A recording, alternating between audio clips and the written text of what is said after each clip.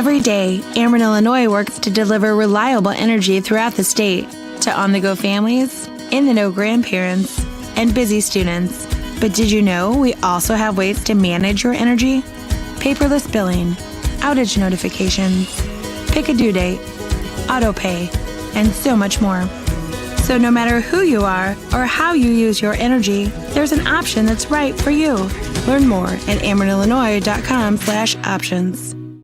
Hey, welcome on into Lunch with Claibs and Joe here on claibsonline.com, powered by Ameren, Illinois, driven by Munganess St. Louis Acura, and also sponsored by Ryan Kelly, the home loan experts. I'm Joe Roderick, joined alongside, as always, by Mike Claiborne. Claibs, what's going on? How was your Christmas? It was nice, quiet, and safe. So it was good. No complaints. Got a chance to see just enough people, and I'm ready for New Year's.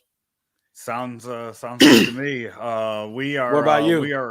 We're up to our neck in Legos right now, which is also it's nice because not only has he just been quiet building Legos for the past 2 days, he also has been off of pretty much the TV and the Xbox and everything else. So it's done wonders to everything going on here at the house. Well, and the other three words, the most feared words for parents, don't necessarily apply here during Christmas, and that's some assembly required. So you don't have to do that either. So you're good to go. Yeah, none of that last year. And looking at it too, what was it? It was 60-something degrees this year, Christmas Eve, Christmas Day. Last year, it was freezing cold, and I spent all Christmas Eve in the garage putting together a basketball hoop. So none of that was necessary to do this year. And everything's been good. He got himself a Harrison Bader jersey and a Fernando Tatis Jr. jersey. So he was happy with both of those too. Two good players to follow. And it's some nice hair on both of them as well. So,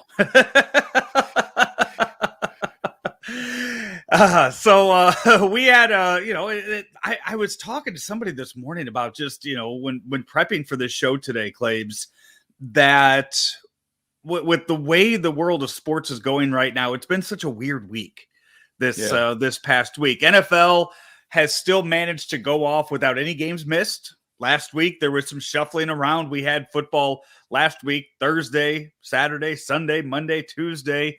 And this week, no games on Tuesday, but the league week 16 will wrap up tonight.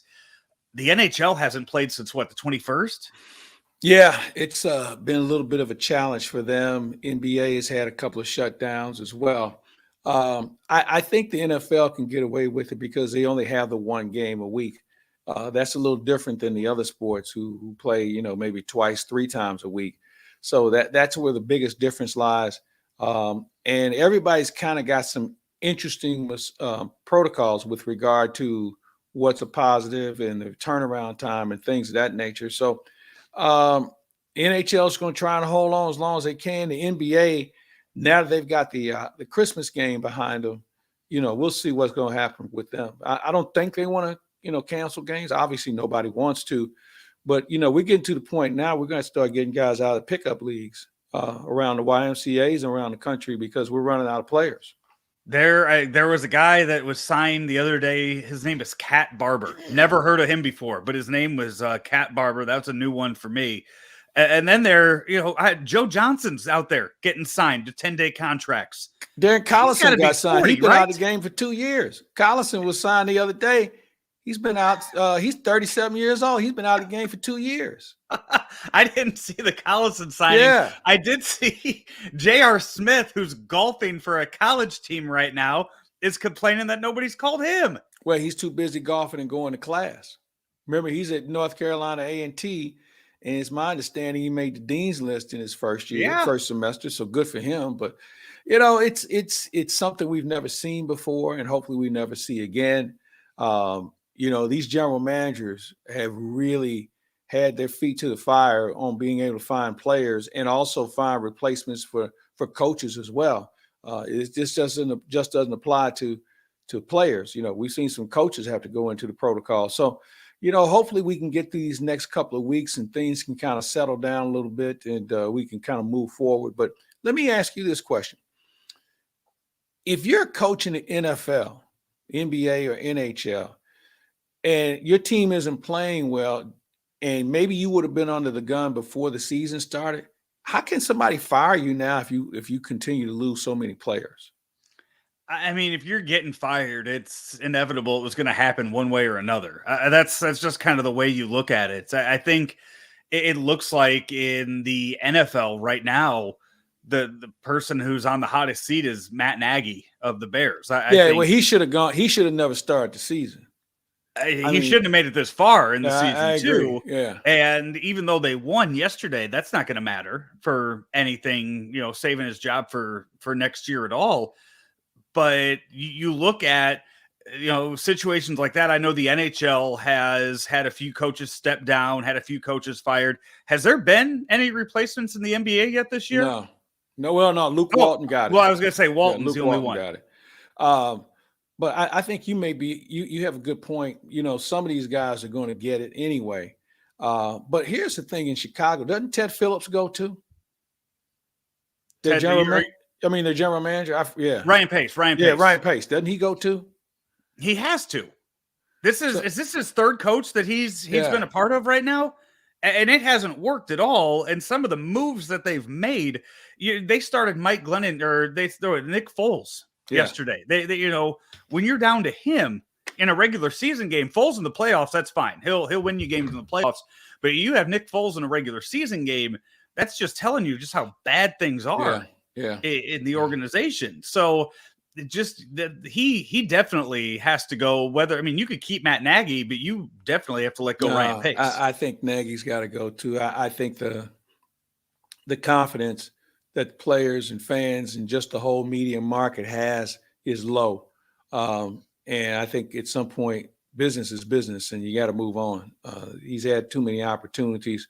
And of course, they've had some injuries as well, but it just didn't seem like a solid game plan, especially when you look at some of the moves that they make in game, not let alone, off the field as far as personnel decisions are concerned. You had a full slate of games yesterday after 2 on Saturday. So you had 49ers Titans on Thursday. Then on Saturday, you had Colts Cardinals, Packers Browns on Christmas Day, followed by all the games yesterday. Some good games in the NFL as we're getting closer and closer to the end of the season. Remember, 18 weeks this year as opposed to the 17 that we've had for so many years. And there were a few blowouts yesterday that were a little surprising, I think, just because of the teams involved and the way at least one of those blowouts went. But you're finally starting to see some of these teams punch their ticket to the playoffs. 4 spots, 4 divisions clinched yesterday in week 16. It was an interesting week because we've seen some teams kind of surrender already. The Redskins were embarrassing last night. Pittsburgh didn't show up yesterday, and there were some other games that really kind of got out of hand. The Carolina thing is a mess. So, you got a lot of those situations where I think over the next couple of weeks, you're going to see some teams really get it handed to them. But you're also going to see some teams, I think, now that they've clinched a spot, maybe back off a little bit with some of their players and get them rest and keep them isolated. I think that may be a bigger challenge now than keeping a guy healthy, is making sure he doesn't test positive. Because remember, it's a 10-day situation in the NFL. So let's say if a guy tests positive on, the final week of the season, let's say he tests positive on Monday, guess what? He's out for the playoffs. Or first round. So I think really the NFL and the teams have to really step back and figure out what is the best way to protect their players between now and postseason and in postseason, because, it just is the risk is too high. There aren't enough good players, and you just can't take guys off the street and expect them to perform in December and January.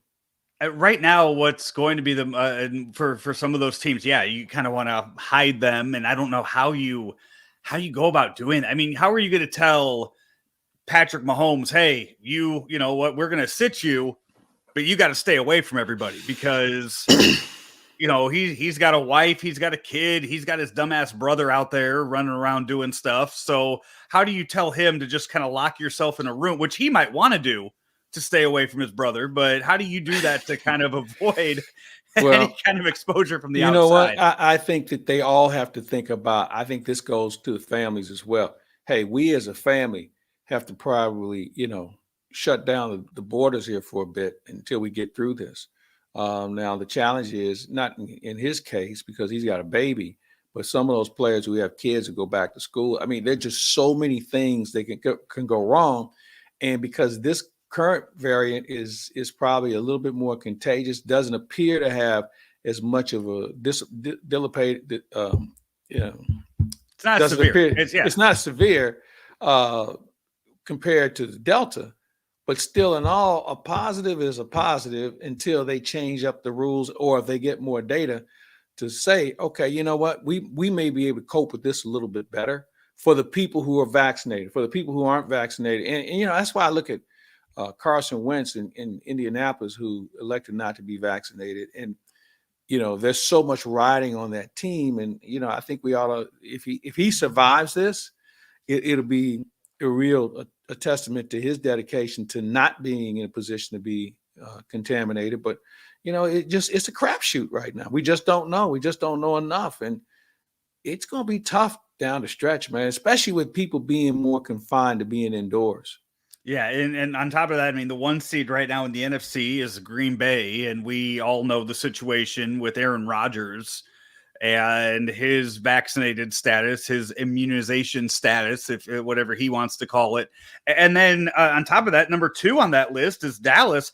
I don't know if we're aware of what Dak Prescott's status is with that. If we're talking quarterbacks for some of these teams, because you remember back in the early stages of the season, Dak Prescott was asked and he refused to answer.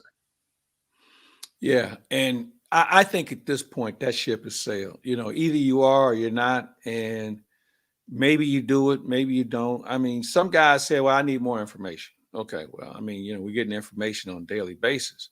So hopefully if you still feel that way, you've amassed enough information where you can make a more rational decision than maybe you would have at the start of training camp.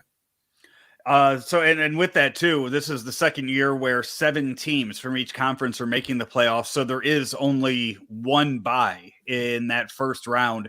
And right now the Chiefs have it by 1 game in the AFC and the Packers are leading by 1 game in the NFC. So as we sit here and we talk about resting players and benching players, I mean, for some of these teams, that is really important as to whether or not they're going to be hosting that first game or get that first week just completely off, because both, I mean, in the AFC, you have the Colts and the Titans are both going for that first round bye, or not the first round bye. They're hoping to host that first game in the playoffs. And same can be said for Buffalo and New England, who have split now with their season series.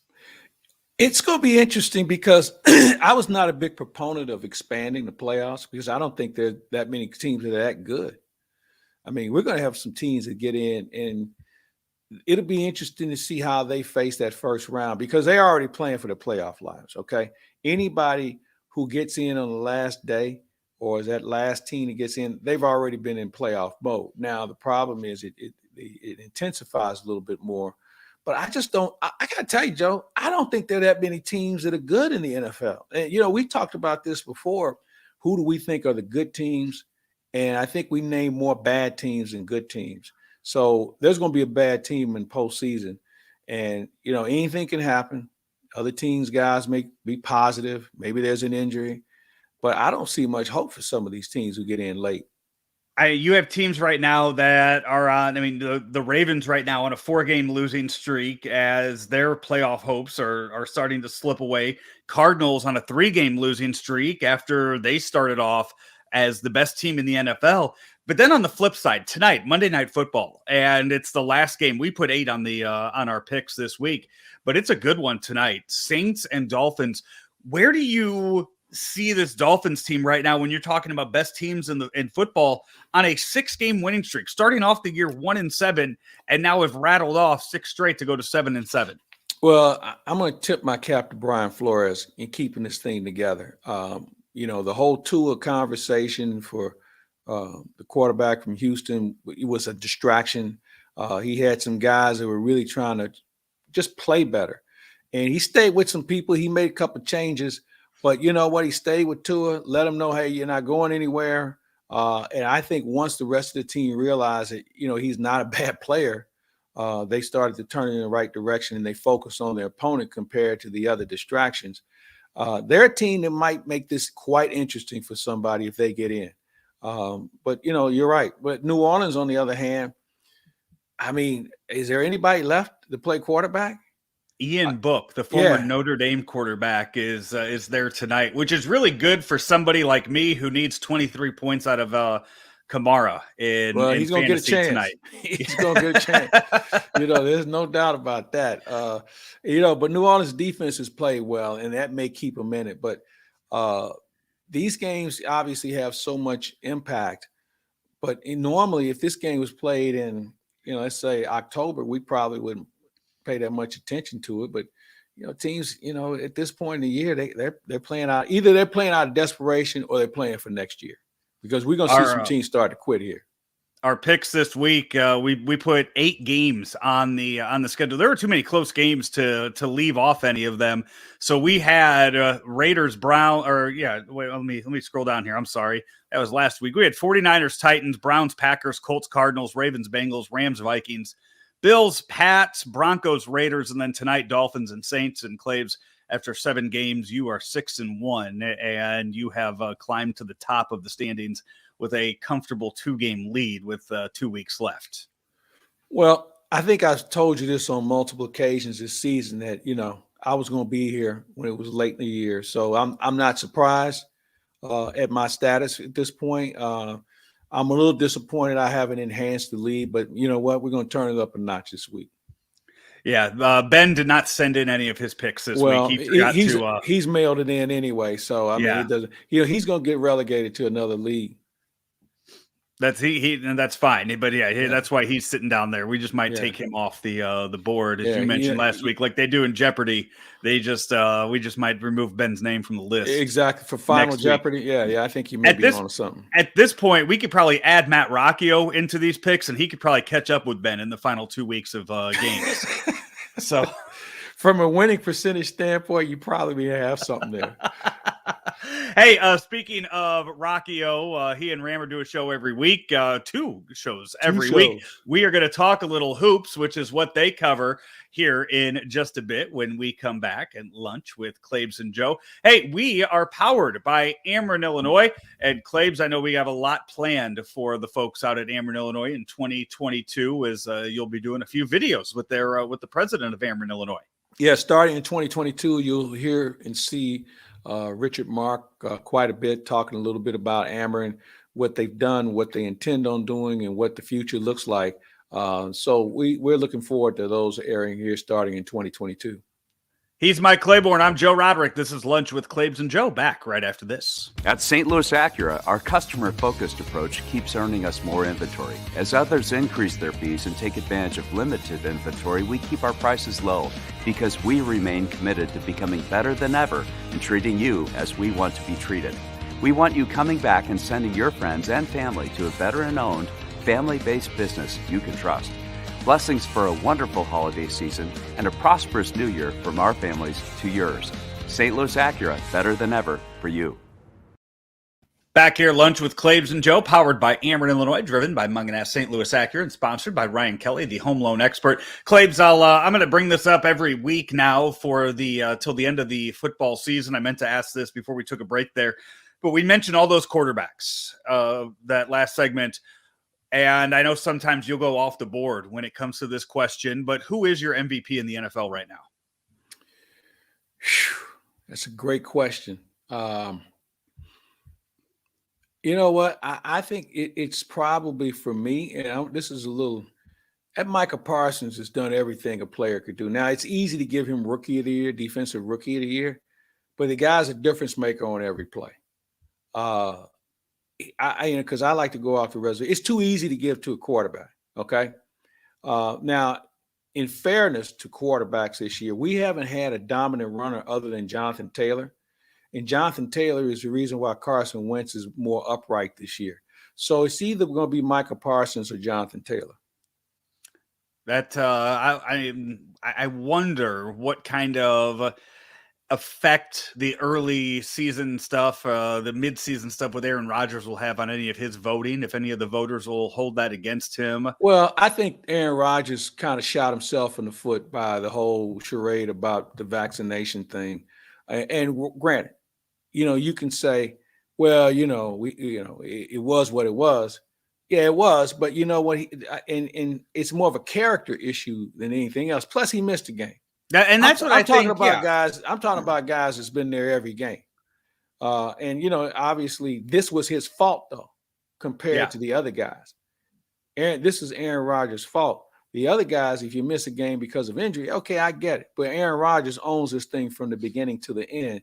So that's why I feel like, and let's face it, Brady's having a hell of a year too. So it's not like Aaron Rodgers is on an island as the only good quarterback out there. So that's why I'm going to go to running back or Micah Parsons from the Dallas Cowboys.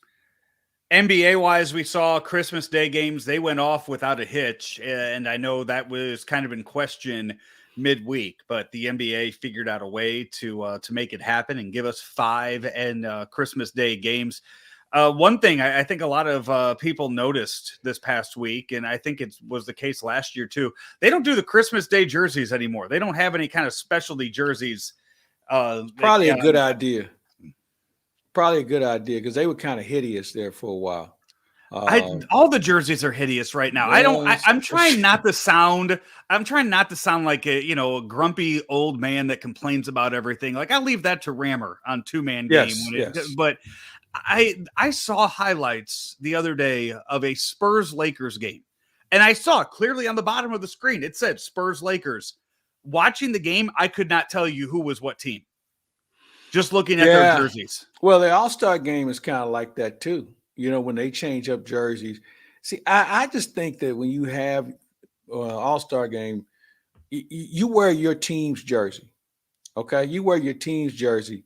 But in this situation for the holiday, I don't know. I know it's another marketing tool to sell jerseys, and they're pretty expensive these days. But I'm more of a traditionalist when it comes to how uniforms should look.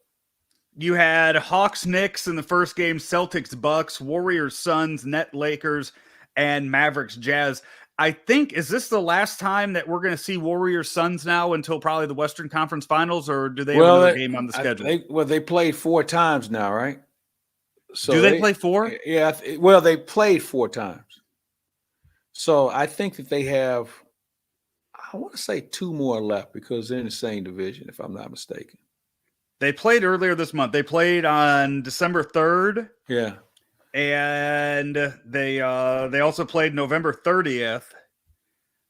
And if I bring it up here, I don't see if they played they didn't play in October. So they might have one more coming up. They may have one more. Yeah, I'm scrolling through, but I mean that's your Western Conference Finals, right? Or they play again. They play March 30th. Yeah. It could be. You just never know. But there's some other teams that might pull it together. See, I think one of the teams that people kind of forget about in the Western Conference is Utah.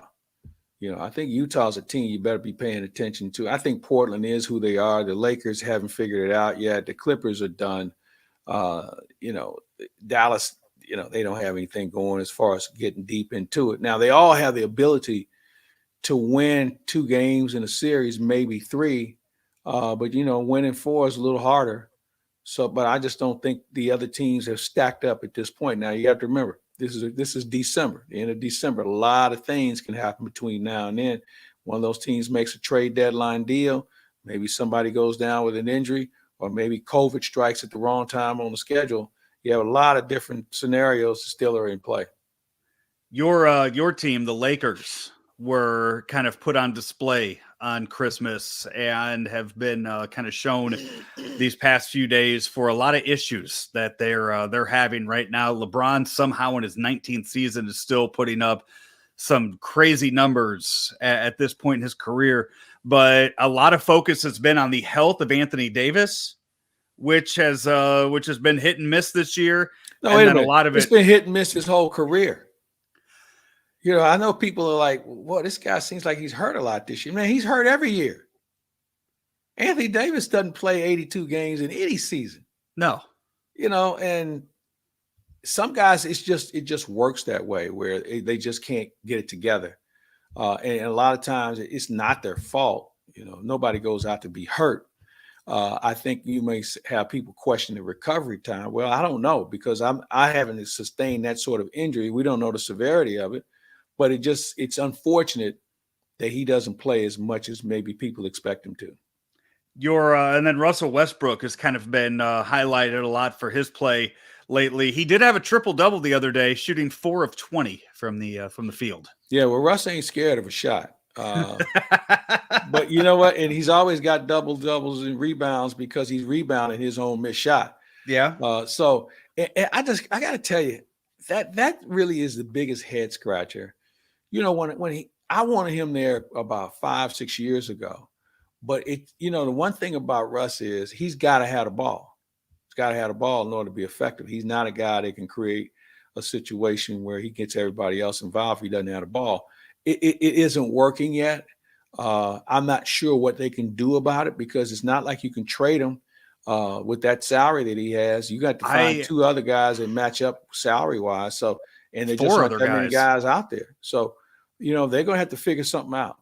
Good coaches find a way to adjust to their talent. So Frank Vogel's got his work cut out for him. I did not realize how much he was making until I saw kind of the calls for trades being made and saw a list of who's being paid what on that Lakers team. And I did not realize that is it about what, $47 million this year? Yeah, he's up there. He's north of 40. I know that, north of 42 at least. And you know what? It's one of those things when you see guys make that kind of money, it's almost kind of for what they've done compared to what they're going to do. But this is a league that can afford it. I think when you look at the guys that are making that kind of money north of 40, Steph Curry's there. You got the guy in Milwaukee. Drew Holiday's making them north of 40. Those guys are impactful. They're on good teams. So I get that.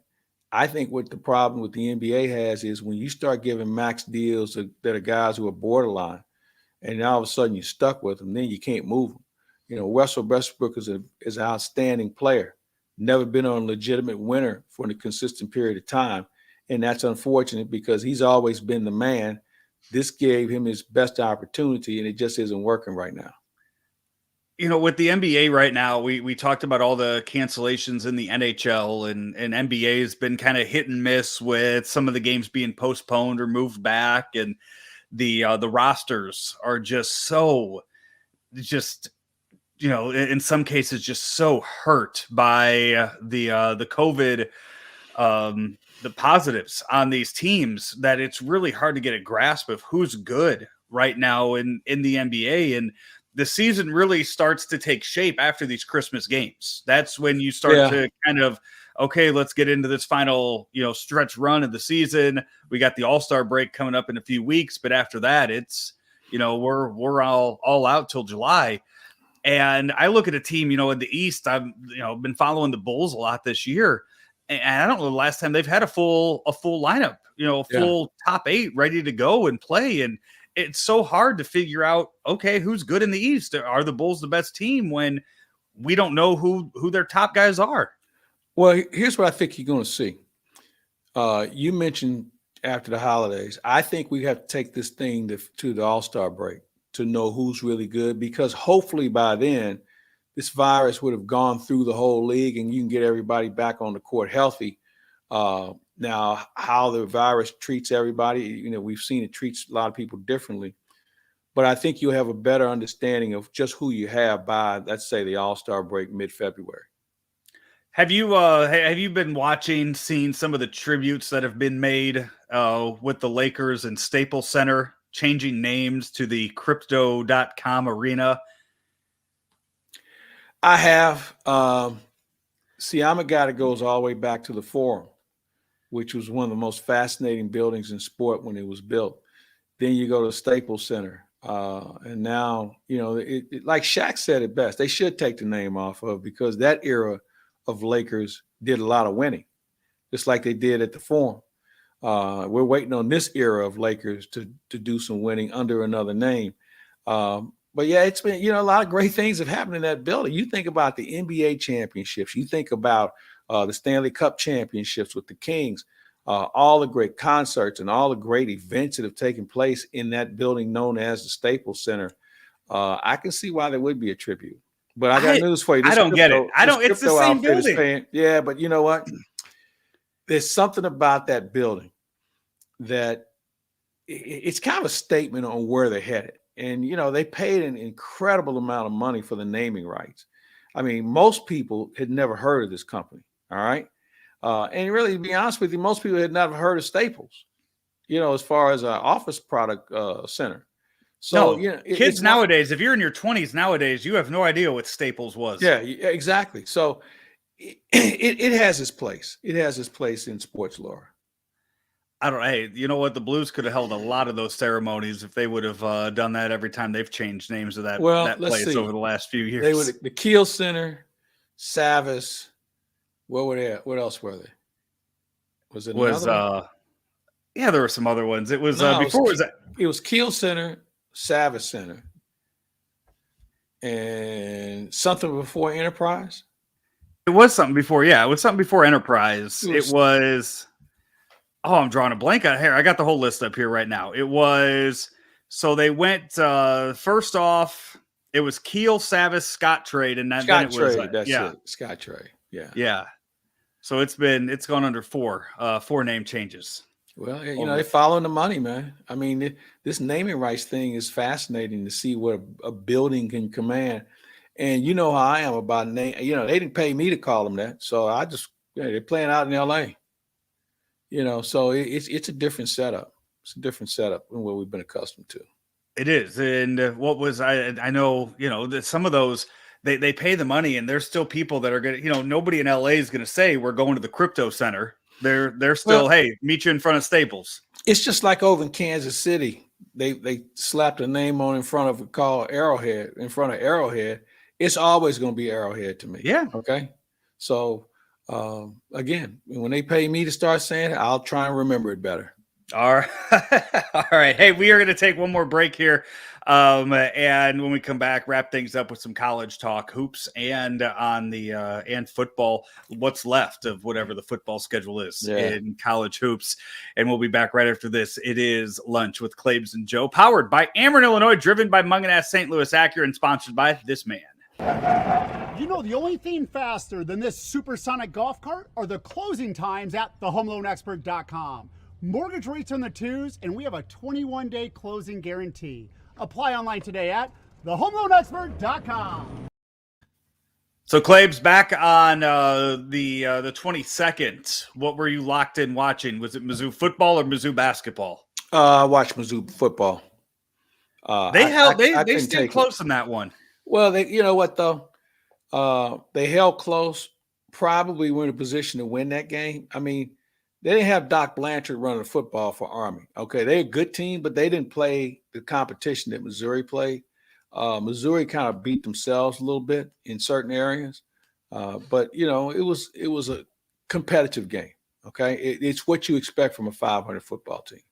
What is the your basketball thing was just a disaster. I don't know how you fix that. What is your take on Drinkwitz telling him deciding that players were going to sit out just for their future? I had no problem with it at all. There's a lot at stake for these young people who have a chance to play at the next level. And I wonder, though, if maybe they were playing in a more significant bowl, how things would have changed for both player and coach. You got some situations now around college, like Hawaii bailed out of their own backyard game. They said, well, we got COVID. Yeah, they got 9 guys going to transfer portal too, and 4 of them were starters. So you got a lot of reasons on why you don't play guys, but I thought it was the right move. Now, here's the question I think we're going to have to deal with. Players have now become more cognizant of what happens after that last game. And the fact is it worth it to them to get a bag of swag and be on a winning team in that situation and win your last game in college compared to running the risk of an injury? The recovery time between that bowl game and the combine, they keep, that could have an impact too. So it's going to be a question we're going to wrestle with a little bit more, along with, do we need to tweak the transfer portal? I mean, I'm going to go out on a limb now. I bet we have a minimum 300 kids that are going to be in the transfer portal for football alone. Yeah, easily. And I don't know if that's good for the game. I don't know if it's good for the player.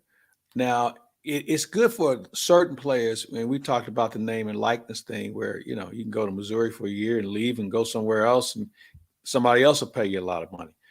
So there's a lot of things that go into that. But I think from a continuity standpoint, it certainly made the game uneven. Yeah, and I think from a fan standpoint, if you're not diehard to a team, or maybe if you are, it's kind of like free agency now. So not only do you have signing day to get these players, now you kind of get to see who you have coming in for that transfer portal. And in many cases, it was a guy who didn't work out. You're not getting some guy who was a stud for a team. You're getting a guy that, he's trying to get a second chance. Well, in some cases, or he's upset that the coach left. Yeah. And, so I think it's a case by case, but I will say this. If you don't have an assistant or quality control person on your staff in college football and college basketball, you're going to miss the boat, because you have to have a guy that's solely dedicated to finding out who these players are. Can they play? Did they have character issues? Can we get them on the field right off the bat? And how do we, fill a void? And we talked about this the other day about the Missouri quarterback situation. We knew at least one was going to leave.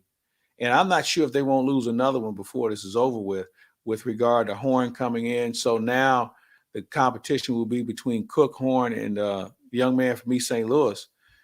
I just think that, be careful for what you wish for. And you're always recruiting now. Even when you think a guy's out of your system, you just never know how he could show up in return. So it's going to be really an interesting next 2-3 years, unless they step in and tweak it in some way, shape, or form. And I don't know how you do that with the toothpaste already out of the tube. On Friday, we have the 2 games for the college football playoffs, which normally I am a huge fan of these games being played on New Year's Eve. I think it gives you something to watch on New Year's Eve, as opposed to just New Year's Day when all the other games are. But with it being on a Friday this year, I am a little surprised that college football is going with these games on Friday afternoon and Friday evening instead of on Saturday, when college games usually dominate the schedule. Yeah, but you got the whole day to yourself, though. I mean, you do. I think that's the key. They want to get maximum exposure. I don't think they want to have those games going up against the games that are going to be played before that, where people are like, oh man, another game. So I like the concept, because it's all yours. Hopefully you can get everybody there. And that's the thing, is now you have all of these issues with teams testing positive and dropping out of games. We're seeing it all over the place now, where teams are looking for opponents, and there's other teams trying to figure out if they have enough guys for games. For example, the Arizona Bowl that Boise State is in, there are reports saying that Boise might not have enough players for that game this week. But if they can get everybody healthy, they might be able to go play in the Sun Bowl in El Paso later this week. So maybe shifting to a different bowl game to fill a gap that's being left by another team, where they came out with the rules. There's going to be no in-person media at these 2 college football playoff games, the Cincinnati Bama game, Georgia, Michigan. They are going to allow teams to fly in the day before if they want, so they don't have to be around, and they can just fly in, go play, and be done with that. And if they can't play, they forfeit. Team moves on. There's not going to be that. I tell you what, if I'm Notre Dame and I'm the AD there, I'm giving a call and I'm saying, hey, if we pull out of this game, if we pull out, they're in the Fiesta Bowl, can we sit back and wait for one of those teams to drop out and take their spot? Now you're messing up the whole process. The domino theory comes into play. Now Fiesta Bowl's light, and then all of a sudden somebody's going to play a team that's not prepared. I know Brett Bielema was trying to lobby for Illinois to get in one of these bowl games. And does Brett Bielema realize that his players haven't had any sort of live contact or played in the game in almost a month? I mean, nobody's taking that into account. You just can't have guys, hey, let's just go out and do our thing. We'll just show up and have some fun. That's a good way to get hurt. And if I was a senior, just like you talked about with Beatty, there's not a chance in hell I'd be going to one of these games. So I don't know who he's taking. But if you're Notre Dame, I mean, you don't need the money if you're Notre Dame. You don't need that money from the Fiesta Bowl. Wouldn't you rather hang out and wait and see what could happen and take that chance to have that national prominence of winning or being in that Final Four instead of just being in some random Fiesta Bowl against Oklahoma State? But here's the question. How do you know your team is going to be able to play? You lock them up and hide them away. I just think that we're trying to figure this out as we go because we don't have another choice. But, I think if you have a lane to swim in, you ought to stay in that lane. They're trying to enhance your situation now, logistically and just everything else that comes with it. Man, you're asking for trouble. I'm trying to, and I know there's a game on right now, actually. Western Michigan and Nevada is playing now in the Quick Lane Bowl. And I have not seen the list of games that have been canceled yet. So I haven't seen that. But what Rutgers ended up taking that spot in the Gator Bowl, right? So they're playing Wake Forest in that. And then on top of that, you have college basketball, which continues to get hit hard. I know Duke has canceled a few of their games coming up, one of those being in Notre Dame later this week. So college basketball also having a cancellation. Yeah, I think that college basketball is going to really be in a tough spot. They may have to go the route of what the NBA has tried to prescribe as far as their testing procedure and trying to find players. Now, the problem is the NBA, they can go anywhere and find players, okay? I mean, they can go, G League, pickup league, guys who are retired. College, you just don't have that wealth of players available to you. So, if you can dress out 8, I guess if you dress out 8, it may be a manager somewhere in between. But, I think from a talent standpoint, it's going to suffer. It's going to suffer severely. Didn't college basketball come out with the rule? What was it, 6-1 if you had 6 players, or was it 7 players and 1 coach? I think it's 7-1. Yeah.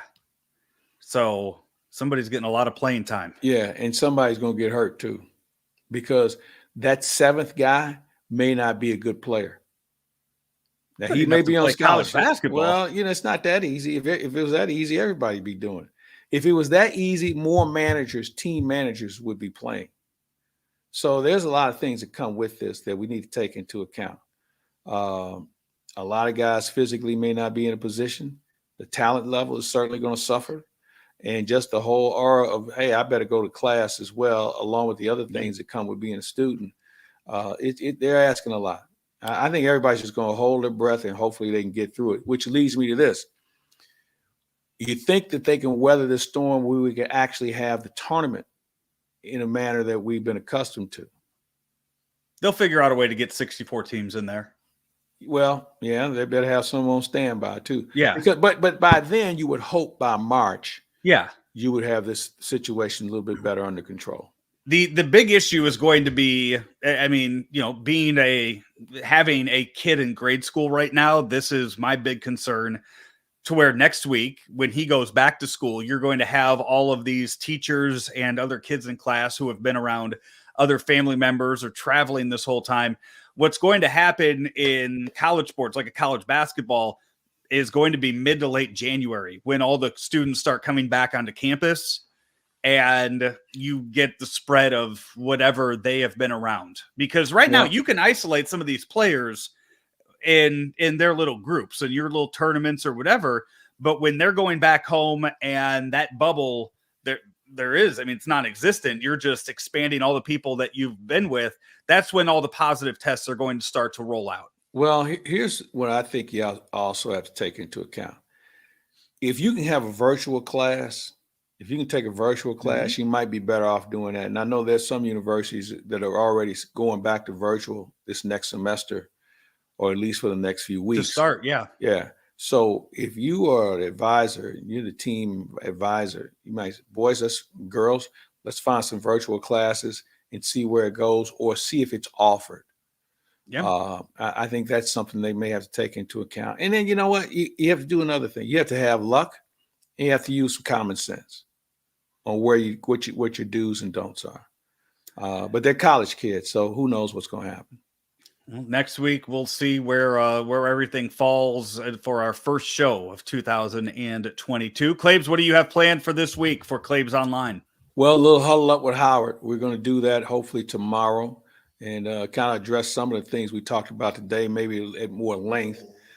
Kevin Weeks, we're hoping to get him on this week as we get this NHL season started up again and take that into the weekend of hockey. The Blues are going to be playing in the Winter Classic on TNT. That comes up on Saturday. So hopefully we'll have somebody from TNT as well. Sounds good. Look forward to it as we wrap up 2021 and head into 2022 this week here on claibsonline.com. I am Joe Roderick. He is Mike Claiborne.